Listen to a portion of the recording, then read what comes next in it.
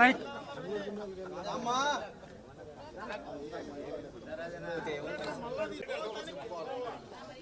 Very good.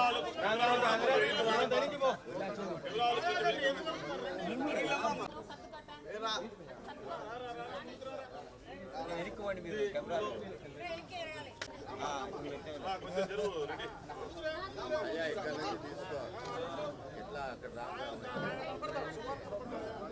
सामने जा हसीन हसीन यासीन है देख लगा नंबर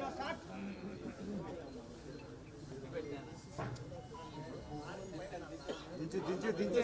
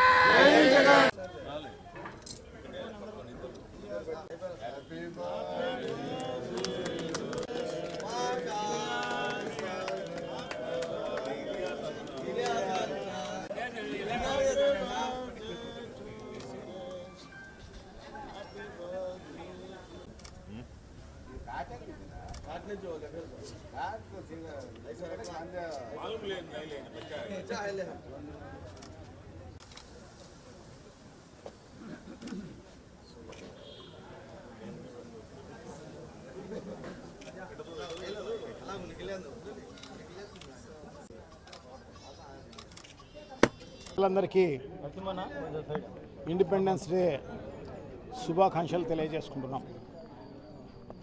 గతంలో 200 సంవత్సరాలు బ్రిటిష్ పరిపాలనలో ఇండియన్స్ అయ్యిండి కూడా సెకండ్ స్టేజ్ సిటిజన్స్ మాదిరి ఇక్కడున్న పరిస్థితి మనందరికి కూడా బాగా తెలుసు. ఇప్పుడున్న తరానికి అప్పుడున్న కష్టాలు అప్పుడున్న సమస్యలు తెలియదు, కానీ అప్పుడున్న పరిస్థితులు చాలా దారుణం. దానికి మించిన విధంగా ఇప్పుడు జరుగుతున్న పరిస్థితి మనందరికి కూడా తెలిసిన విషయమే. అదే కాకుండా స్వాతంత్రం సంపాదించడంలో మహనీయులందరూ గాంధీ మహాత్మ నుంచి మొదలుకొని కడప కోటిరెడ్డి వరకు కూడా అందరినీ కూడా గుర్తు చేసుకోవాల్సిన అవసరం తప్పకుండా ఉంది. అదే కాకుండా ఇప్పుడున్న పరిపాలన మనం ఒకసారి చూస్తే బ్రిటిష్ పరిపాలనను మించిన విధంగా ఇప్పుడు ప్రజలందరినీ కూడా కష్టాలు పెట్టే కార్యక్రమం జరుగుతోంది. మరి ముఖ్యంగా వైఎస్ఆర్ కాంగ్రెస్ పార్టీ నాయకులను కార్యకర్తలను అంటే దాదాపు 40-50% జనాభా ఓటు శాతం కలిగిన వైఎస్ఆర్ కాంగ్రెస్ పార్టీకి ఇటువంటి పరిస్థితి వచ్చిందంటే అంత పర్సెంటేజ్ కలిగిన వాళ్ళందరినీ కూడా ఇబ్బంది పెట్టే కార్యక్రమం అంతా కూడా జరుగుతున్న పరిస్థితి ఉందని చెప్పి తెలియజేసుకుంటున్నాం. శాంతి భద్రతలు అసలే లేవు. మేనిఫెస్టోలో ఏదైతే ఎలక్షన్స్లో చెప్పారో అది ఒక్కటి అమలు చేసిన పరిస్థితి లేదు సరిగా. అదే కాకోకుండా ఎక్కడా అభివృద్ధి కార్యక్రమాలు లేవు, ఏమీ లేవు. ఒట్టి అమరావతి అని చెప్పేసేసి అక్కడ కాసులు లంచాలు గుంజుకోవడానికి ఉపయోగపడుతుంది తప్ప ఒక ఏటీఎం లాగా అమరావతి ఏటీఎం లాగానే ఉపయోగపడుతోంది. పోలవరం అనేది కూడా ఏటీఎం లాగానే ఉపయోగపడుతోంది. మిగతా ఏ పనులు ఎక్కడ కూడా ఏ అభివృద్ధి కార్యక్రమాలు జరిగిన పరిస్థితి లేదు.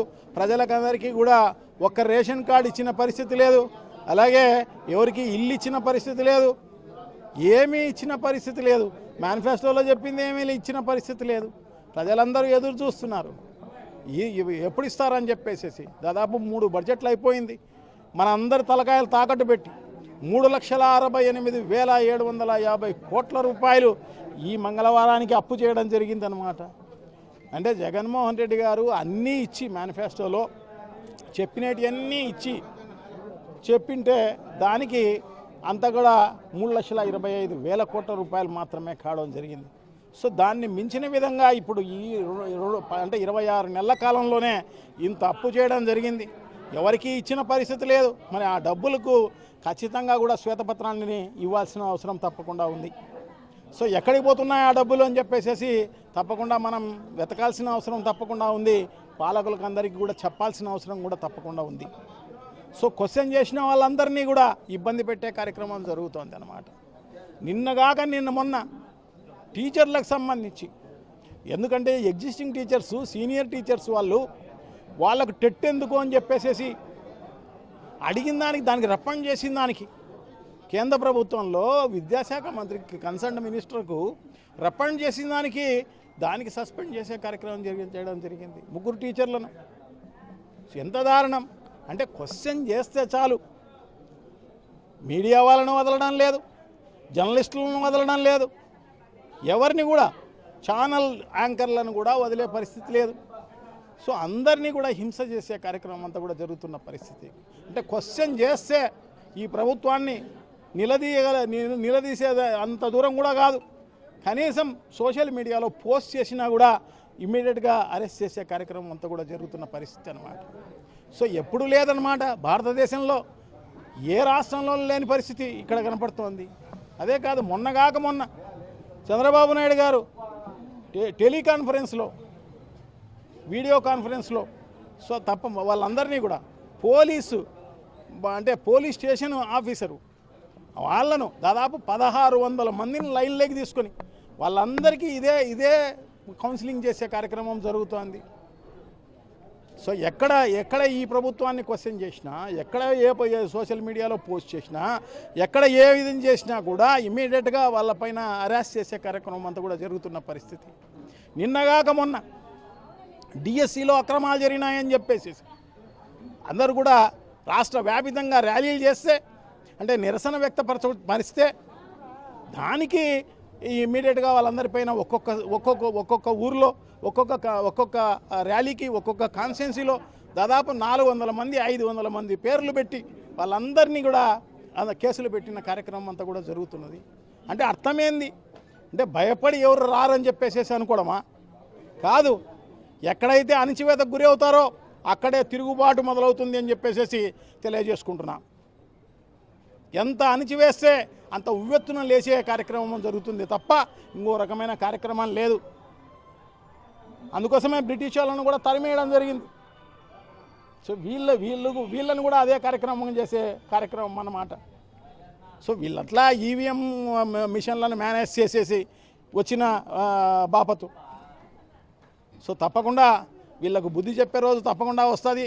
ప్రజలందరూ కలిసికట్టుగా ఉద్యమించే కార్యక్రమం కూడా రాబోయే కాలంలో జరిగే కార్యక్రమం జరుగుతుందని చెప్పేసి నేను భావిస్తా. ఎందుకంటే ఇప్పుడు 2 ఏళ్ల కాలమే అయిపోయింది, అంటే 26 నెలలే అయిపోయింది. 26 నెలల్లో మనం ఎందుకులే అని చెప్పేసి ప్రజలు, ఎందుకంటే ఇంకా ప్రభుత్వం 3 ఏళ్ళు ఉంది, ఒకవేళ ఇస్తారేమో అని చెప్పేసి ఆశిస్తున్నారన్నమాట. ఆశించి వాళ్ళు బయటికి రావడంలే. ఖచ్చితంగా రాబోయే కాలంలో బయటకు వచ్చే రోజు వస్తుంది. డెఫినెట్గా ఈ ప్రభుత్వాన్ని దించే వరకు కూడా పోరాడే కార్యక్రమం జరుగుతుంది అని చెప్పేసి నేనైతే భావిస్తూ, ఇప్పటికైనా బుద్ధి తెచ్చుకొని ఈ పాలకులు బుద్ధి తెచ్చుకొని వాళ్ళు ఏదైతే మేనిఫెస్టోలో చెప్పారో అవన్నీ కూడా ఖచ్చితంగా అందించే కార్యక్రమం చేయాలా, అభివృద్ధి కార్యక్రమాలు చేయాలా, జలయజ్ఞ కార్యక్రమాలు ఏదైతే మొదలు పెట్టడం జరిగిందో అవన్నీ కూడా పూర్తి చేసే కార్యక్రమం చేయాలా. సో అదే కాకోకుండా ఎవరిని ఈ రకంగా ప్రజాస్వామ్యయుతంగా పరిపాలన చేసే కార్యక్రమం చేయాలా అని చెప్పేసి నేనైతే ఈరోజు ఇండిపెండెన్స్ డే సందర్భంలో వాళ్ళకి ఈ రోజైనా బుద్ధి తెచ్చుకొని ఇప్పటికైనా ఈ పరిపాలకులు బాగా పరిపాలిస్తారేమో అని చెప్పేసి నేనైతే భావిస్తూ సెలవు తీసుకుంటున్నాను. థ్యాంక్ యూ, నమస్కారం. మరి ఒకసారి అందరికీ కూడా ఇండిపెండెన్స్ డే శుభాకాంక్షలు తెలియజేసుకుంటున్నాం. Thank you. ఇవాళ రాష్ట్ర ప్రజలకు, మరీ ముఖ్యంగా కడప నియోజకవర్గ ప్రజలకందరికీ 80వ స్వాతంత్ర దినోత్సవ శుభాకాంక్షలు తెలియజేసుకుంటూ, మరి ఇవాళ ఈ స్వాతంత్ర దినోత్సవాన్ని భారతదేశమంతటా కూడా వాడవాడలా ఒక పండుగ వలె మరి ఈరోజు భారతీయులందరూ కూడా జరుపుకోవడం చాలా సంతోషకరమైన విషయం. మరి 200 సంవత్సరాల ఏదైతే బ్రిటిష్ పాలన నుంచి మరి ఆనాడు మహనీయులు మహాత్మా గాంధీ గారు అయితేమి, జవహర్లాల్ నెహ్రూ గారు అయితేమి, సర్దార్ వల్లభాయ్ పటేల్ గారు అయితేమి, అబుల్ కలాం ఆజాద్ గారు అయితేమి, వీళ్ళందరూ కూడా పోరాటాలు చేసి మరి ఈరోజు భారతదేశానికి స్వాతంత్రం తెచ్చిపెట్టడం జరిగింది. మరి అలాంటి మహోన్నతమైన వ్యక్తులను మరి ఈరోజు గుర్తుపెట్టుకోవాల్సిన అవసరం ఉంది. వాళ్ళ ఆదర్శాలను మనం ముందుకు తీసుకెళ్లాల్సిన అవసరం ఉంది. మరి ఈరోజు 80 సంవత్సరాలు పూర్తి చేసుకోవడం జరిగింది ఈ దేశానికి స్వతంత్రం వచ్చి. మరి ఈరోజు చూస్తే మరి ఈరోజు కొందరు పాలకులైతే మరి ఈ ప్రజాస్వామ్యాన్ని కూడా అపహాస్యం చేసే విధంగా పరిపాలన కొనసాగుతూ ఉంది. మరీ ముఖ్యంగా మన రాష్ట్రంలో అయితే ఈ కూటమి ప్రభుత్వం అధికారంలోకి వచ్చిన తర్వాత చూస్తున్నాం, చాలా దుర్మార్గమైన పరిపాలన ఈ రాష్ట్రంలో కొనసాగుతూ ఉంది. మరి ఏదైతే ప్రజాస్వామ్యాన్ని తూట్లు పొడిచే కార్యక్రమాలు మరి ఈరోజు ఈ రాష్ట్రంలో జరుగుతూ ఉంది ఈరోజు చంద్రబాబు నాయుడు గారి నాయకత్వంలో. మరి ఇప్పుడే పెద్దలు మన జిల్లా అధ్యక్షులు గారు అన్నీ వివరించడం జరిగింది. మరి ఈరోజు స్వేచ్ఛాయుత వాతావరణంలో మరి ఎక్కడ కూడా ఒక నిరసన తెలిపే హక్కు మరి ఈరోజు ఎవరికీ లేదు.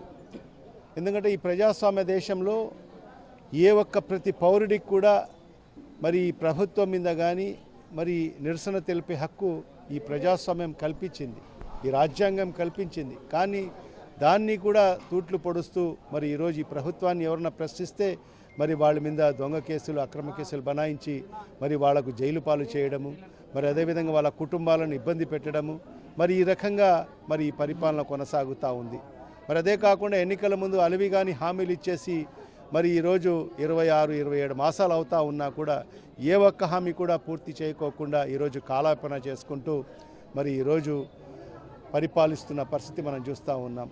ఖచ్చితంగా ఇవాళ ఒకటే, ఎందుకంటే ప్రతి ఒక్కరు కూడా మరి ఆ మహోన్నతమైన వ్యక్తులు ఎవరైతే తన ప్రాణాలను త్యాగం చేసి మరి ఈరోజు మన అందరికీ స్వాతంత్రం తెచ్చిపెట్టారో వాళ్ళకందరికీ కూడా ఆదర్శంగా తీసుకొని ముందుకు వెళ్లాల్సిన అవసరం ఉంది. కులాలకు అతీతంగా, మతాలకు అతీతంగా, వర్గాలకు అతీతంగా, పార్టీలకు అతీతంగా కూడా మనము మన ప్రజాస్వామ్యాన్ని కాపాడుకోవాల్సిన అవసరం ఉంది. మన రాజ్యాంగాన్ని కాపాడుకోవాల్సిన అవసరం ఎంతైనా ఉంది.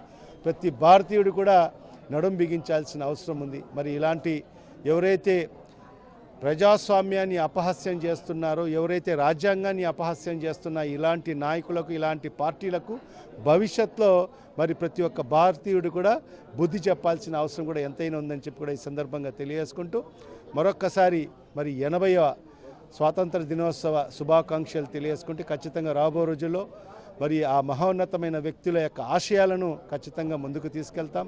మరి అదే దిశలో మా నాయకుడు శ్రీ వైఎస్ జగన్మోహన్ రెడ్డి గారు కూడా వాళ్ళను ఆదర్శంగా తీసుకొని 5 ఏళ్ల పరిపాలన చేయడం జరిగింది. 2019 నుంచి 2024 వరకు అన్ని వర్గాల ప్రజలకు సమన్యాయం చేయడం జరిగింది. అన్ని వర్గాల ప్రజలకు పెద్దపీట వేసిన వ్యక్తి మరి ఆనాడు జగన్మోహన్ రెడ్డి గారు. ఖచ్చితంగా ఆ మహోన్నతమైన వ్యక్తి యొక్క ఆశయాలను అందరూ కూడా ముందుకు తీసుకెళ్తాం. మా పార్టీ అధ్యక్షులు శ్రీ వైఎస్ జగన్మోహన్ రెడ్డి గారి సారథ్యంలో వైఎస్ఆర్ కాంగ్రెస్ పార్టీ వాళ్ళ ఆశయ సాధన కోసం ఖచ్చితంగా పనిచేస్తుందని చెప్పి కూడా ఈ సందర్భంగా తెలియజేసుకుంటాం.